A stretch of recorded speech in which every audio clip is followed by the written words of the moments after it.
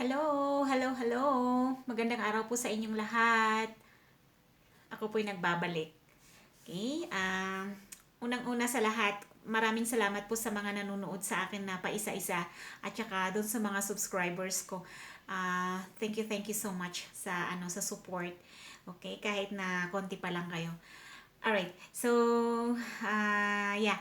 Maalala ko kasi dun sa last na upload ko is sinabi ko kasi na nagbibigay pa ako ng further update dun sa annulment case ko. Tapos may nag-comment kasi na bakit daw kailangan ng witness. So, oo nga naman. Nung una kasi ganun din yung tanong ko. Bakit kailangan pa ng witness? So, inexplain sa akin ng attorney na kailangan pa rin pero kakaiba siya doon sa witness ng kaso na yung halimbawa murder ganun iba siya doon.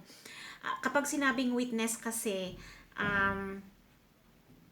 yung parang may lang ba may magbibigay ng statement about sa inyong dalawa. Halimbawa ako at saka si ex. So hindi yung witness na yung ididiin yung isa. Halimbawa ako yung halimbawa sa 'di ba sa criminal case pag sinabing witness yung ididiin yung akusado. Hindi iba dito sa annulment.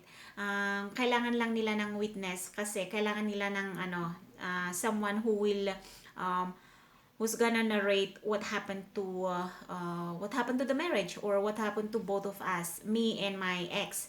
Kaya may mga questions doon na actually may ibinigay si attorney sa akin na guide questions. Guide lang siya, guide questions para doon sa dalawang witness ko. So, babasahin ko. Ang content niya actually dito is sabi niya, guide questions for witnesses. So, isasabihin mo yung address mo, yung civil status mo, ganon. At saka, yun, tatanungin, what is your relationship with the petitioner? Petitioner, yung nagsampa, yung nag-file ng annulment. So, tatanungin. Kasi dito kasi bawal yung close relative. Bawal yung kapatid ko na magwi-witness, halimbawa ganun. Or basta yung malapit na kamag-anak, bawal. Ang nire-require nila is yung uh, tawag nito, yung mutual friends ba?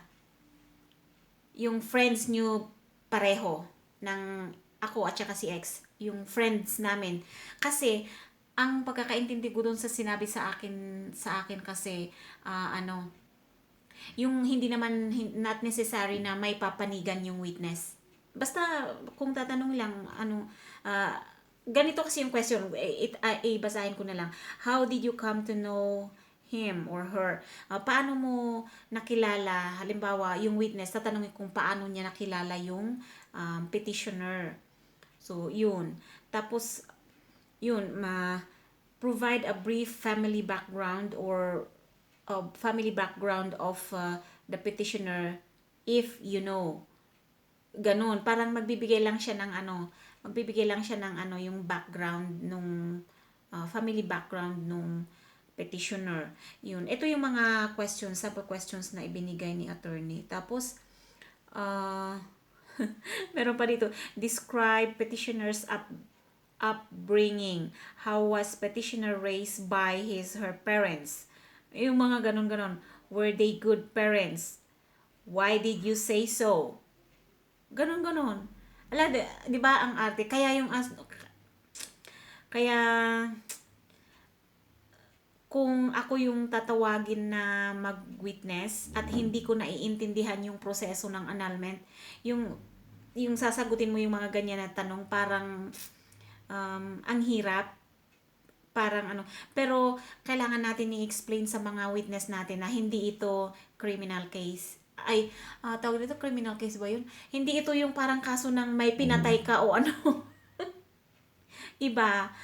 Para lang makilala nila yung nag-file ng annulment at saka yung finailan. kung bakit ba sila gustong maghiwalay, kung dapat bang approvean yung paghihiwalay nila, baka naman kung kunwari lang na dahilan naman kasi yung dahilan, ganun. So, pero syempre, tanggapin na rin natin na kapag ikaw ang finailan, ikaw ang mas masama talaga. Kasi hindi naman pwedeng mas masama yung nag-file. Ganun yun. Pero in general, yung witness na ito is not necessary na na ididiin ka kasi ikaw yung finailan. Hindi ganun. Magkaiba sila sa yung mga kaso-kaso ng patayan, kaso ng nakaw, mga ganon-ganon, magkaiba sila. Marami actually ito 3 pages ngayong sinend ni attorney Pero ito yung mga binasa ko, yung mga samples. Tapos ito pa enumerate petitioner's positive and negative behavior and cite examples or situation you have observed from him. So kaya talagang kailangan yung nakakakilala. So kasi ipapadescribe sa iyo yung kung ikaw yung witness, ipapadescribe sa iyo yung nag-file. Mabait ba siya, ganito. Basta depende na lang kung paano nila tatanungin sa court. Pero ito kasi guide questions lang. Kaya at least may idea na yung witness kung anong isasagot niya kasi ito na yung guide question. Tapos ito naman para dun sa finailan. Ito, describe respondent based from your observation. If you know him so well, provide a brief family background. Ito, yun na nga. I-describe mo yung husband and wife na lang ang anuhin natin. I-describe mo yung husband, i-describe mo rin yung wife. Kasi doon magbe-base yung judge sa decision niya. Doon sa yung flow ng proseso. Ganon. Yun, kaya kailangan nila ng witness. So, tapos, ano pa ba? Meron pa, marami to 20 yata, 20 mahigit. Ayan. Parang pareho lang yung tanong. Tawag nito. Pareho lang yung tatanungin about dun sa petitioner at saka dun sa respondent. Kaya kasi nga common friends yun Kaya kailangan nila yung common friends talaga na kilala kayong dalawa. Kasi yun nga, tatanungin nila kung ano bang ugali ko, ano bang ugali niya. Ganon. Paano ako pinalaki, paano siya pinalaki. Ganon. Parang ganon yun. Tapos, ay, ang dami-dami. Dami-daming tanong. Ito pa. Were you present during the wedding of the parties? Diyos ko, nakakatawa yung mga tanong. Tapos ito, what can you say about the marriage of the parties? Di ba? Witness talaga. Tapos, ito pa, next. What did you observe from the parties during the relationship before the marriage? Please elaborate. Agas. Yun guys, yung mga sample questions. Kaya, tapos, were there any physical or verbal fights between the parties? Cite examples and observations. And when? Syempre, kung ako yung witness, sasabihin ko, palagi silang nag-aaway, ganon. Para ma-convince si judge na, pirmahan ko na, maghiwalay na ang mga to. Or before sila magpatayan, parang ganon. Ay, Diyos ko. Kaloka. Ay, naku, kaloka ang annulment. Grabe. Yun, kaya, pero syempre, kailangan kung gusto mo talagang lumaya, alam mo yung yung parang hindi ka parang nakaganon lagi. Syempre, maraming naghahangad talaga ng ganyan, mga kababaihan. Meron din mga kalalakihan, pero syempre, karamihan pa rin kababaihan naghahangad na bumalik sila sa sa yung pag lumaya, ganun, yung lumaya sila. Kasi syempre, hindi naman sa ano, um, ako kasi nung nagkakaproblema na kami hindi ako masyadong affected dun. Nasasaktan lang ako para sa mga bata kasi alam niyo yung imbes na hindi nila maranasan yung ganun na buhay pero nararanasan nila dahil lang sa kagagawan ng tatay nila na may trabaho naman pero bakit hindi ma-provide yung tsaka basta wag na nating ungkatin yun, pero yun nga, alam ko maraming mga kababaihan ang naghahangad talaga ng kalayaan. Pero dasal lang talaga. Yung wag nyong dibdibin yung nangyayari. Kasi pasasaan man at may katapusan ang lahat. May katapusan ang lahat. Kaya kung super stress tayo noon, matatapos din. Ako ngayon talaga as in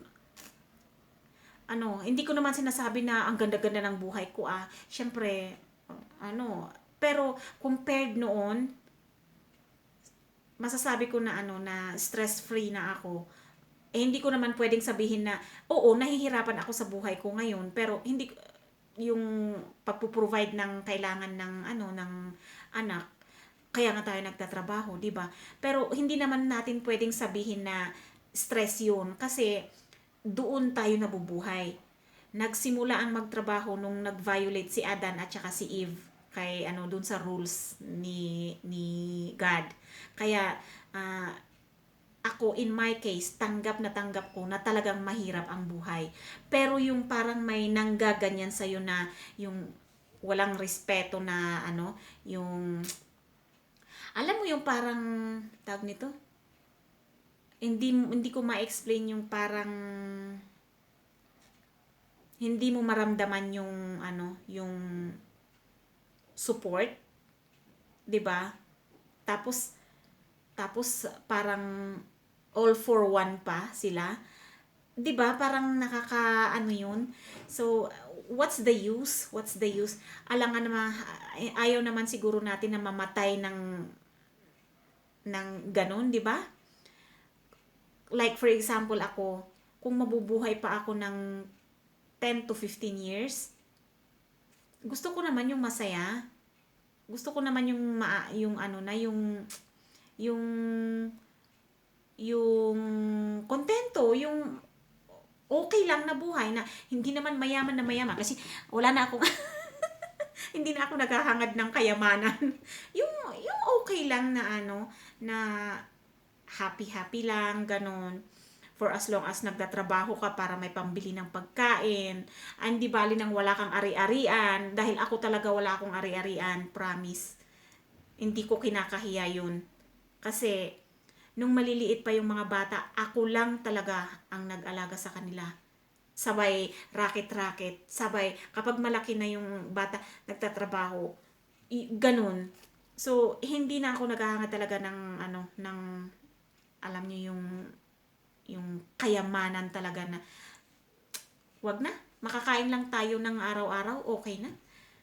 Pero ito talagang isang pangarap ko talaga, yung totally na matanggal maputol yung ugnayan namin kasi parang yun yung yun yung tag nito, nagpo-press sa akin feeling ko kasi nasaktan ako talaga ng yung parang hindi sa sa kanila yung parang tag nito, syempre failed marriage. Alam niyo yung pakiramdam na nabigo ako sa sa pangarap kong buhay, married life, ganun yun. Pero ako sa kanila okay na, wala na akong pakialam sa kanila. Wala na akong pakialam diyan. Basta ang ano, wala na sa akin lahat. Ang ano ko lang, maputol na talaga yung ano namin, yung marriage namin. Ganun. So, ayun, napalayo na tayo. Ang layo-layo na ng pinag-usapan natin. Sorry, parang nag-ano ako. Kasi parang naalala ko lang lahat. Kasi lagi kong, binabasa ko kasi yung mga questions. Sana nakatulong sa inyo, ano? Yung mga i-explain nyo. Sa bagay, kung mag-undergo rin naman kayo, bibigyan naman kayo ng lawyer nyo ng ano, ng katulad nito. Pero dun sa mga nagpaplano, ganito yung guide questions na ano na binigay sa akin ng lawyer ko, na ibinigay ko dun sa mga witness ko. Yun. So, ayun guys, maraming salamat. Sana nood ulit kayo, ha? Kasi talagang as in, inaabangan ko araw-araw, iniisip ko, lagi kong iniisip talaga itong process ng annulment. Kasi bukod sa parang ano, sabi ko, lalong-lalo na sa pera, kagaya ngayon, syempre nag-appear yung attorney sa court nung June 8. Ayun, papadalhan ko siya bukas kasi day off ko. Papadalhan ko siya ng ano, yung appearance fee niya na 5 kiao. Every appearance niya sa court, bibigyan ko siya ng 5K. Maliban dun sa ibinigay ko ng advance sa kanya. Yun. Kaya ano, mabigat talaga ang ano ng annulment. Pero kung yun naman ang parang ikakakumpleto ng buhay mo, gawin nyo na. Kasi yun nga, yung sinasabi ko, kung mabubuhay pa ako ng 10 to 15 years, gusto ko naman yung ano na, yung malinis na yung buhay ko. Na hindi yung ganito na tatawagin ka lang na ano, yung hiwalay, yung asawa mo may asawang iba, ganun. Tapos, yun na. Siyempre, kung gusto rin natin, doon na tayo sa katotohanan, di ba ladies? Yung tayong mga women, women's power. Doon na tayo sa katotohanan, di ba?